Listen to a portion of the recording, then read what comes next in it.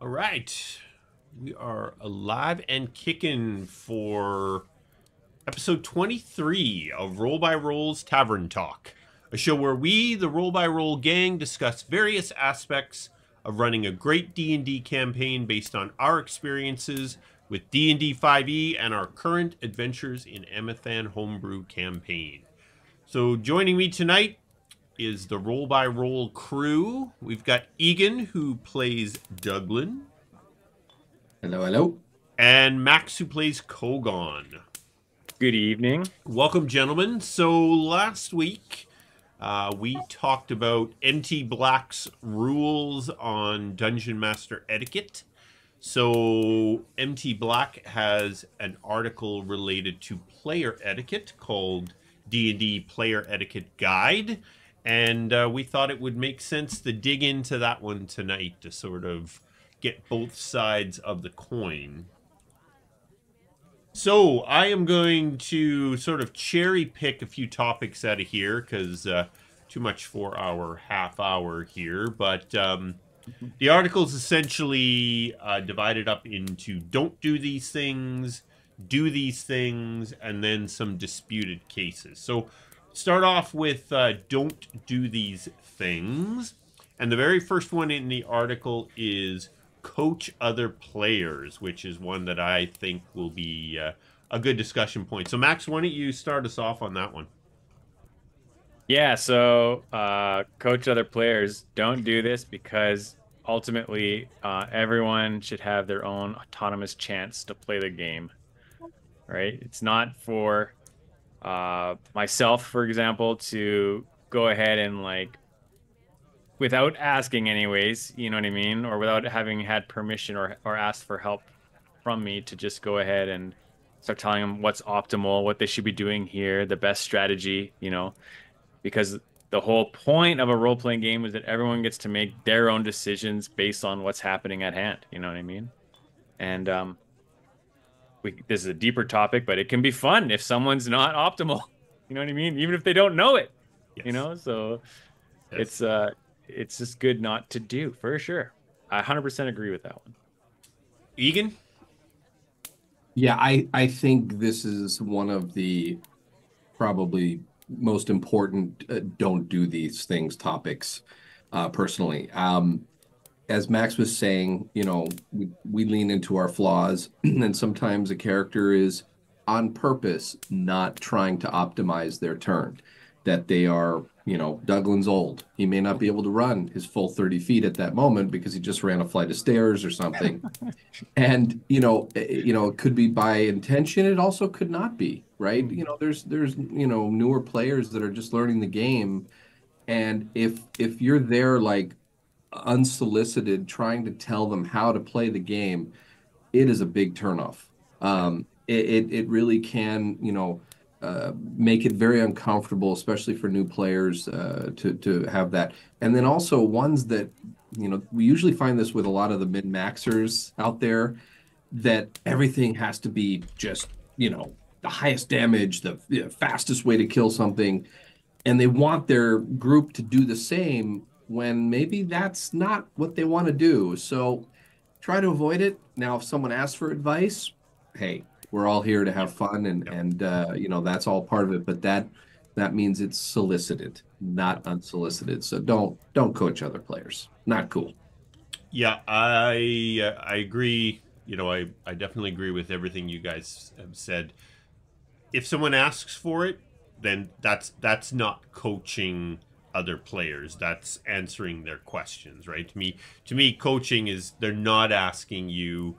You have some idea of what they should be doing, whether it's optimal for the game, optimal for you, or what you think is optimal for that particular class. Whatever's driving you in that direction, let them just figure it out.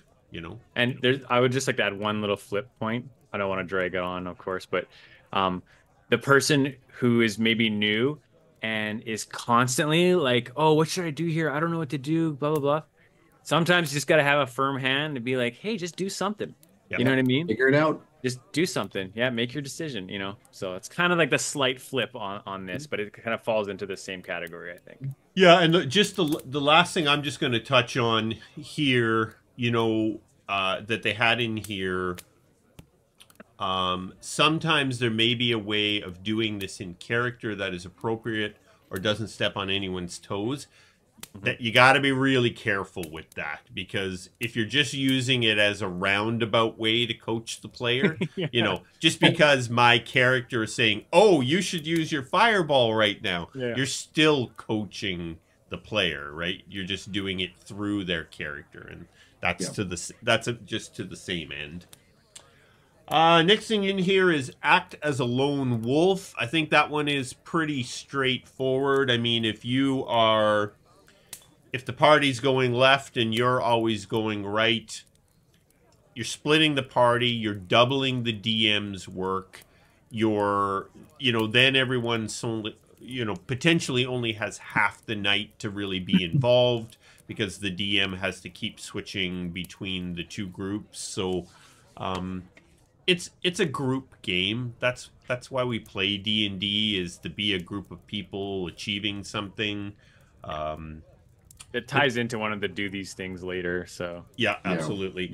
yeah. Rush others, I think that falls right in with coaching others, especially newer players. You need to accept ahead of time that it's going to take them a little bit longer, and as long as the amount of time they're taking is reasonable to do the things they're doing, then give them a little bit of time. They're trying to figure the game out, right?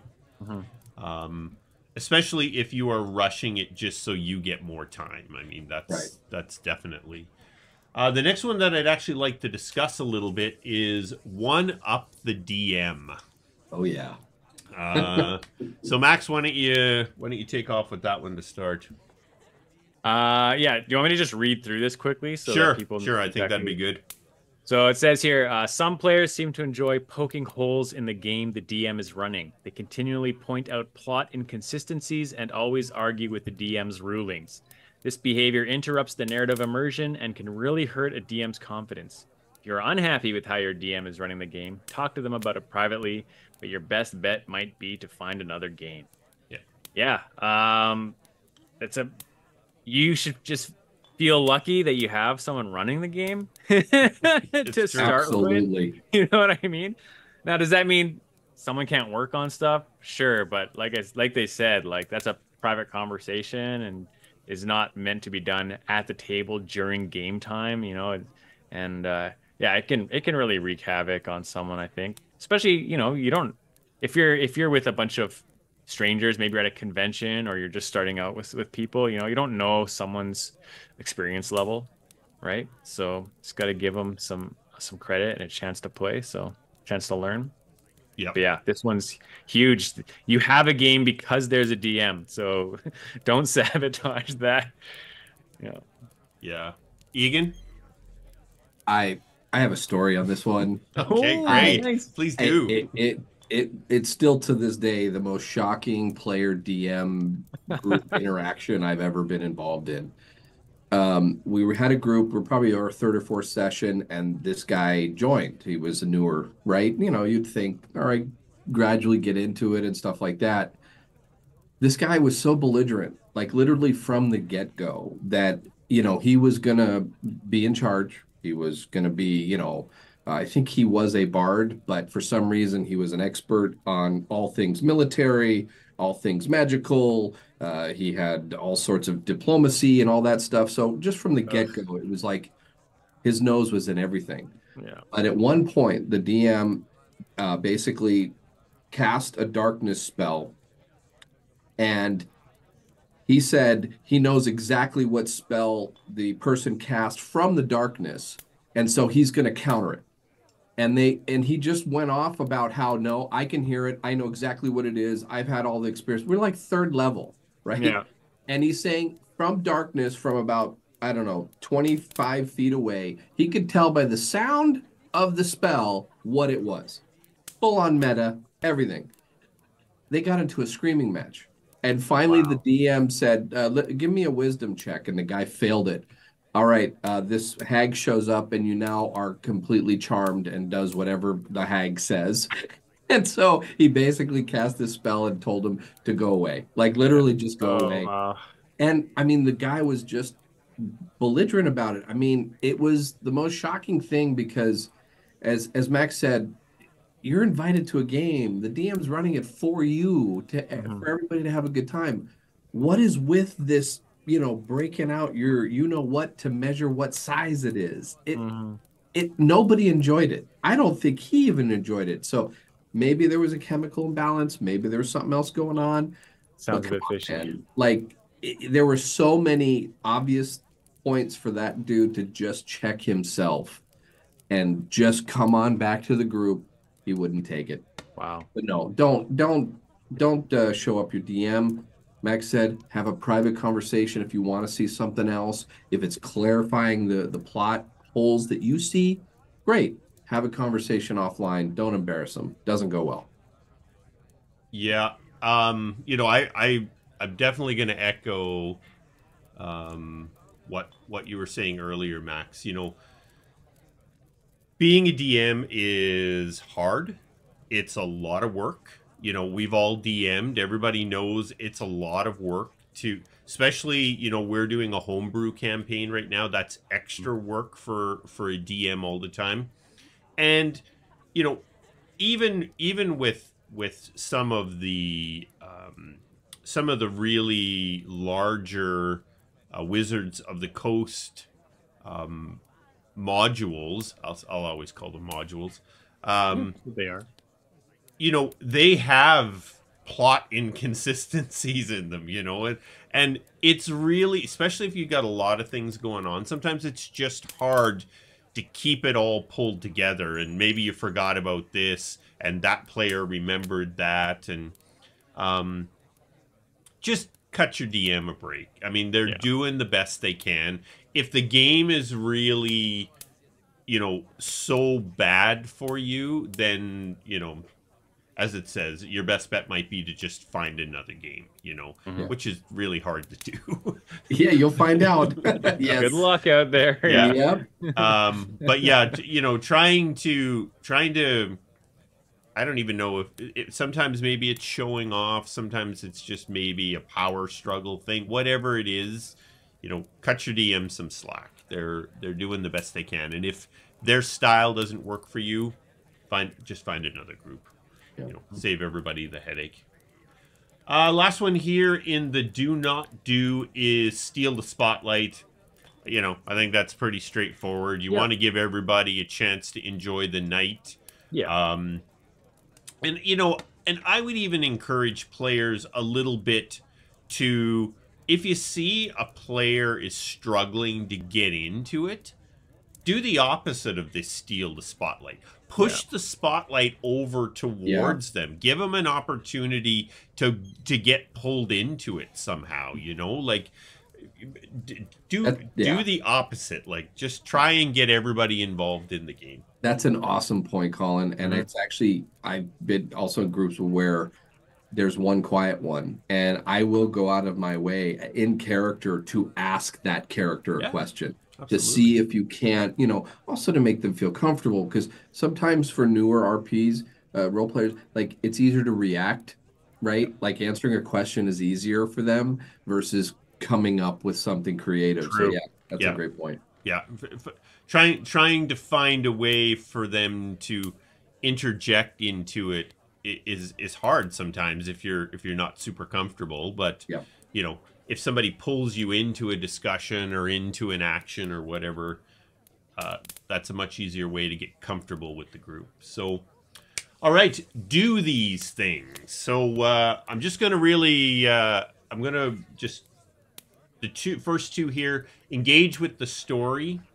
You know what I mean? That, to me, that's sort of tied back with the one up the DM, right? I mean, do get involved in the story as best you can, and be a part of it and interact with it. And even if in that session, that you're not totally digging the way the session or the story's going, I mean, have that conversation at a later date, because maybe there's other people in the group that are loving what's going on right now, right? Apropos of nothing, right, Colin? Yeah, exactly. Be prepared for your turn. I'm sure we can all agree on that. I mean, it's This is a it's big one for me it personally, is. but It can be very frustrating Eh, if yeah, people are going around, like in combat is the one that yeah, this really comes yeah, up with, right? pay You have attention to had people, you know. everybody else's turn to figure out what you're yeah, going to do. Unless something really unexpected Yeah, happened, that's fine. you should know what you're going to do yeah. when your turn comes And around, right? and it gets harder the higher levels because you got more shit to Way do. way Yeah, more but still, often. just settle on something and do Yeah, it. You know what I yeah, mean? Like Yeah. that's another yeah, part of it Or, too, right? even give yourself a couple of what ifs, right? Like, okay, if this happens, here's what I could do, or maybe if this happens, here's what I could do, and yeah. but yeah, it can really bog a game down and make the night drag if you're constantly waiting for I would players. also add to this if you have a character that has some complex math going on with different abilities and things like that, have a cheat sheet ready. Yep. You know what I mean? That'll just go a huge long way on making things more efficient and prevent stuff from dragging on. You know what I mean? So In particular, Max, if maybe you're not the best with the math rocks, like yeah, exactly. give yourself every opportunity to get through that part of the game. Yeah. As Yep. the one I would like to dig into a little bit is understand different play styles. So I'm going to read this one here. Different people enjoy different aspects of the game. Someone might love combat in a dungeon, while another person enjoys strolling through a marketplace, picking up clues from NPCs.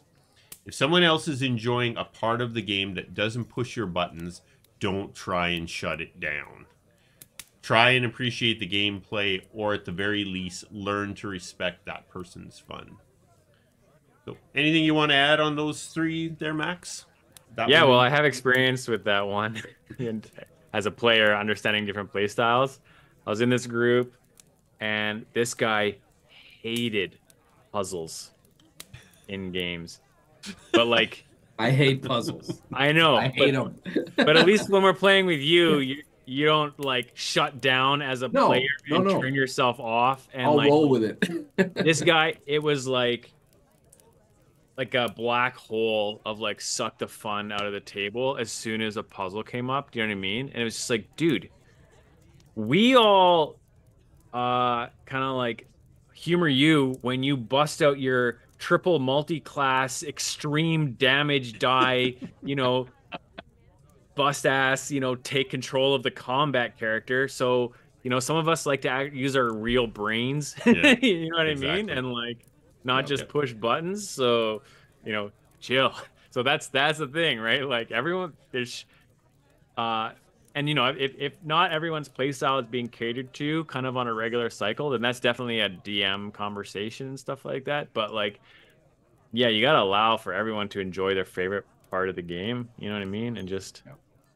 tag along and be supportive, even if it's something you don't like. absolutely. Honestly, just Yep. Yeah, yeah, and kind of to cycle back, if you find this group is always migrating into certain styles that don't work for you, hey, yeah. this is not the right group for you. Yeah. Like Egan, your thoughts? Yeah, I mean, it's a tricky one, right, with different play styles because I think there also could be a fine line, and this goes to push your buttons. That is a key word here. Take, for example, and I do think a lot of the younger players, especially on the male side, they love to romance if there's any female in a group. Well, Okay. And I guarantee you, boys listening, 99% of them don't want it. Okay. So even though you enjoy that facet of the game, you got to make sure it's okay with the other side. I know I played a bard in Storm King's Thunder and stuff like that, and I kept the, let's say, bard, cliches more to NPCs, and I hope it wasn't egregious, right? Mm-hmm. But with that said, if everybody's on board, go to town, have fun with it. I think RPGs with romance can be actually very fun to play, but it has to be consensual. oh yeah, you know, literally and figuratively. So, but I do like that. Like I think the best thing about this game is that there can be so many different ways to play and enjoy it, even within a group. Some love the strictly the role play side, and they'll just roll and not describe their attack or their spell. Others, they're a little light on the role play, but oh, they get creative when they're casting their spell or doing something with their weapon. Embrace it all, right? And if it's not, as the paragraph said, pushing your buttons, have fun with it. Yep. Yep. Um, we've talked about it in the past. There's the three pillars that are basically D&D, right? You've got role play, combat, and exploration, and we've talked about it before. We're definitely role play, combat, exploration, sort of in that order. And I think that's a really good conversation to have with the DM and the group if you're thinking about, what order would you put these things in?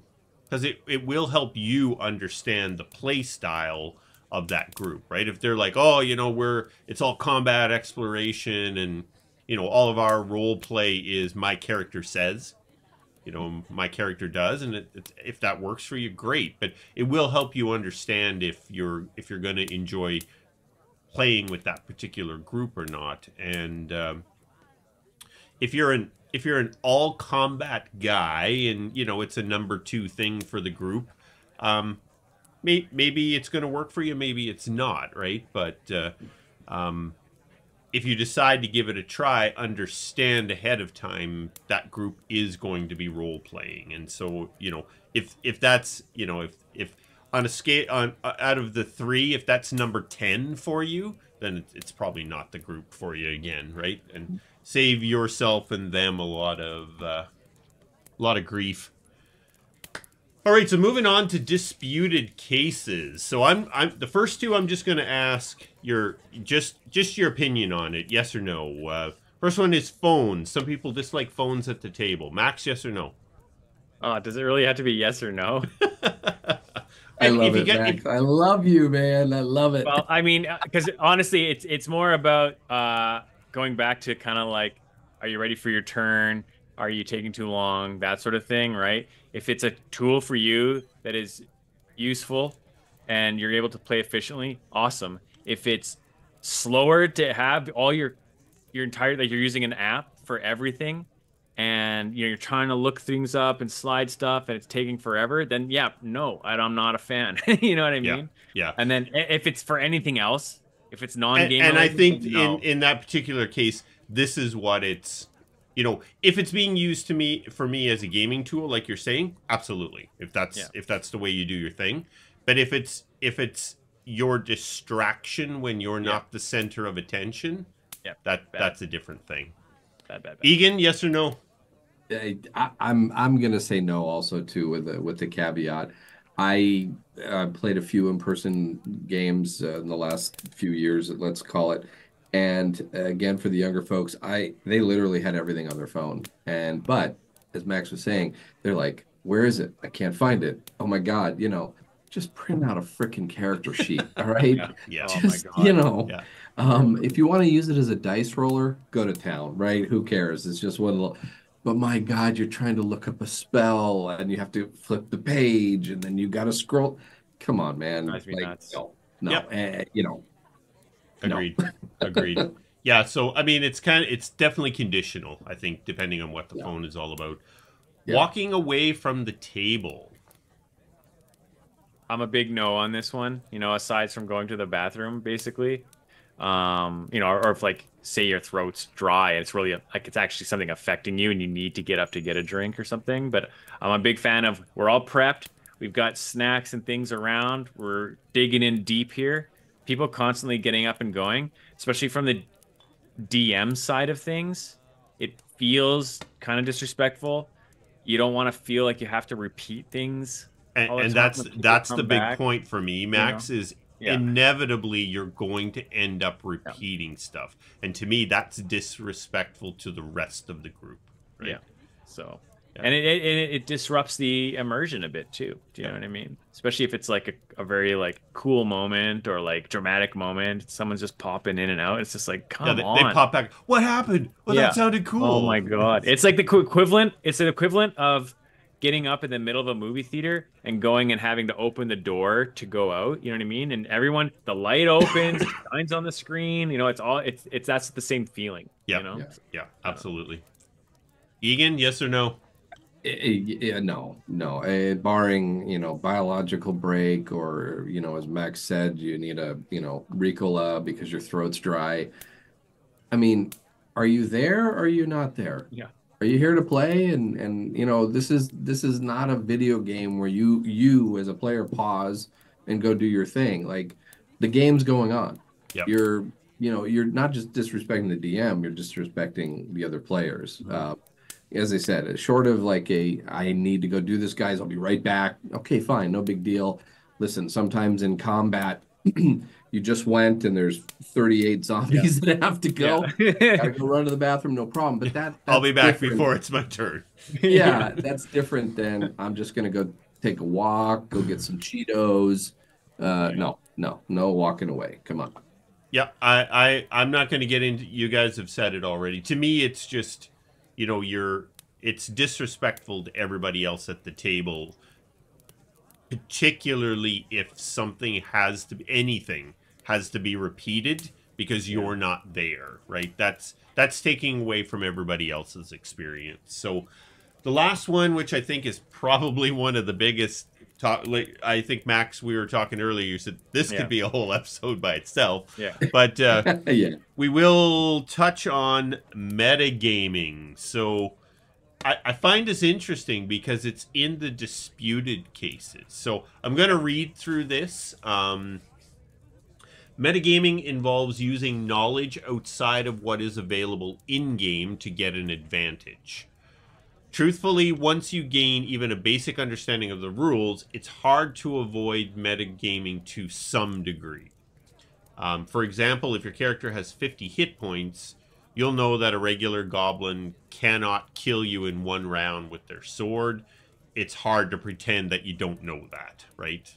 Um, Things get a little hazier in other areas, though. You might know that silvered weapons can damage werewolves, but does your character know that? Do they know that white dragons are immune to cold damage or that Duragard are resistant to poison damage, right? So, Max, your thoughts?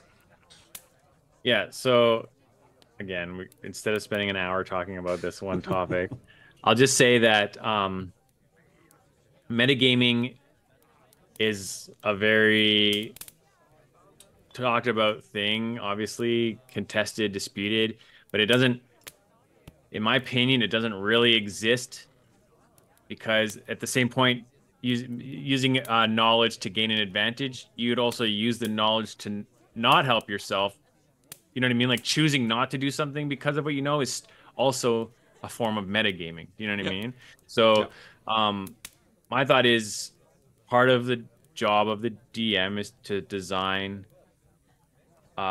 interesting combat or challenging combat, and it shouldn't that challenge if you're building it based on what you think your players don't know, that's probably a poor step of design. Do you know what I mean? So don't Absolutely. think of it that way. Yeah. You know, it's still even if someone knows that fire uh is good against trolls, helps prevent their abilities, they still have to come up with a way of using that for their characters, and they're maybe making sacrifices on certain types of damage and stuff. So, there's still trade-offs there, even if they know it. I think the biggest thing we were talking about earlier as well is if you have a mixture of experience levels at the table, the people who do know don't spoil that for the people who Yep. don't. Yeah. Yes. That's the biggest Yeah. thing. You know what I mean? Yeah. In my opinion. Um, yeah, I'm just gonna cut it off there. I can keep Egan? going. Yeah. Yeah, I think metagaming is all situational for me.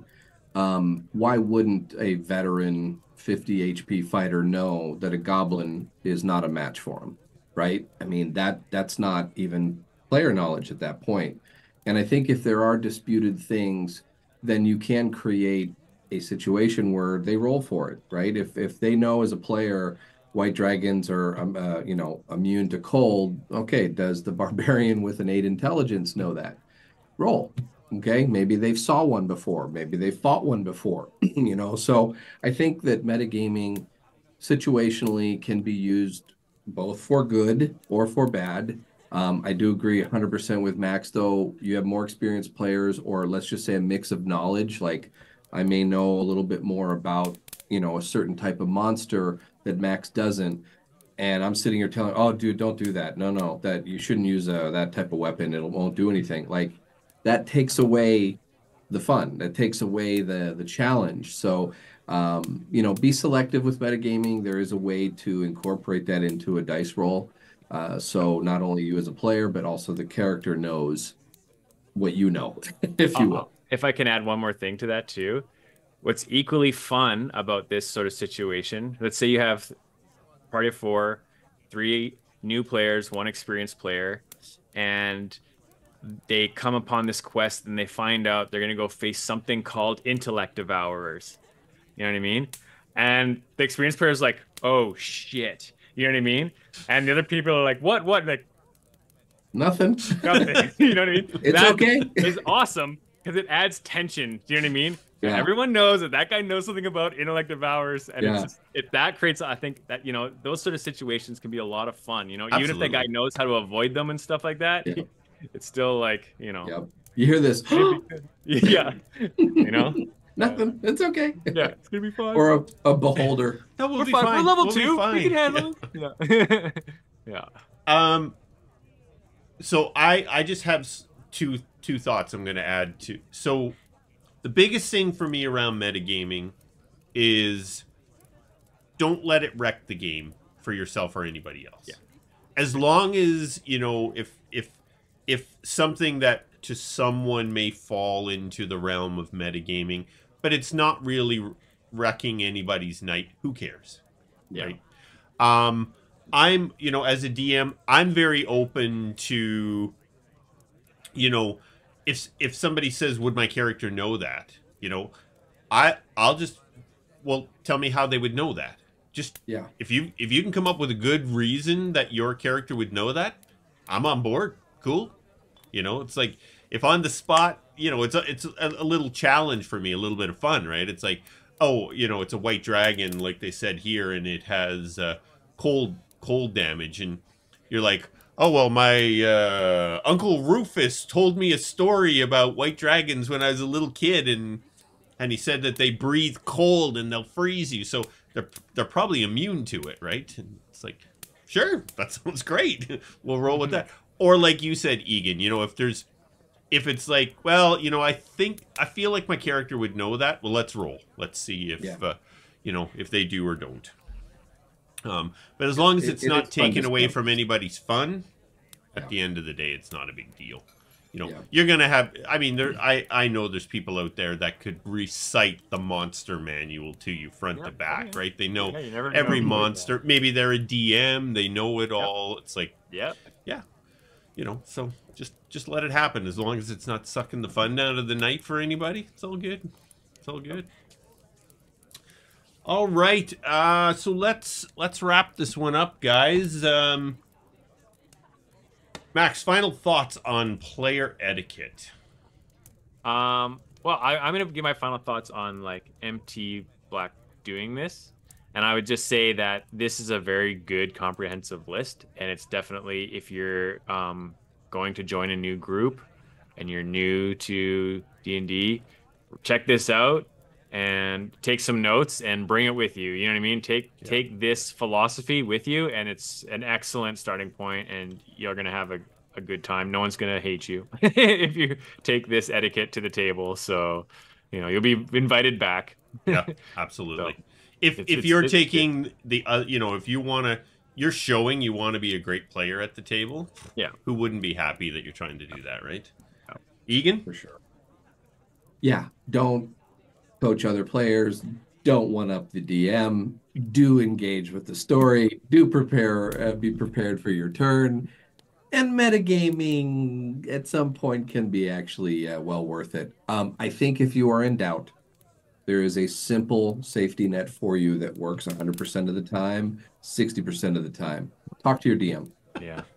It's their table, and they can also gauge, because they probably have conversations with other players that you may not know about, and you might be doing something that is really irritating, and you may not even know it, and it may not be bad intention. So, I think I would add to all of this as a player, DM, communicate. Yeah. I think that needs to be on any table that you go with. Communicate with your DM, communicate with your players if you think there's issues. Yeah.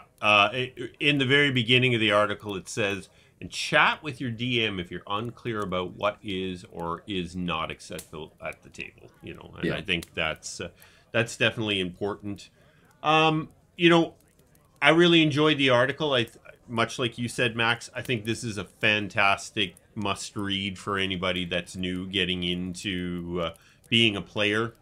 Um, one upping the DM, I could definitely see how that would be pretty painful for a dungeon master that is doing their best. As I said earlier, it's a lot of work. It's hard. It's hard to find good DMs. Help them out. Help them Yeah. get better. Constructive feedback. That it's going to go a long ways to making sure that that DM gets better and your table gets better. Because at the end of the day, I mean, the DM is really going to make or break the table. And if Mhm. you're making it really hard for them, it's going to affect the game. So help them out. And ask Help them out. yourself, why is the DM there? They're literally there to give you fun. I Yeah, mean, that's yeah, literally why they're there. So absolutely. At the the end of the slack day. given should be miles Yeah. long. So, Yeah. yeah. All right. So we will call that a wrap for episode 23 of Roll by Roll's Tavern Talk. So we hope you've enjoyed tonight's topic. Tavern Talks occur the Thursday after each of our Saturday night Adventure in Emathan sessions. So our next session is not this weekend, but the following weekend, Easter Saturday. weekend. Easter weekend, yeah. I think it's the 2nd, I believe, April 2nd, something like that. For those of you watching on YouTube, please support us by making sure to like our videos and subscribe to the channel. And if you hit that little bell icon, you'll be alerted the next time we have a session. So to end the episode, we'll offer a cheers, as we often do. Thanks very much for joining us in the tavern, and hopefully we'll see you all here next time. Thanks, guys. Okay. Ta-ta. All How right. tall? Bye for now.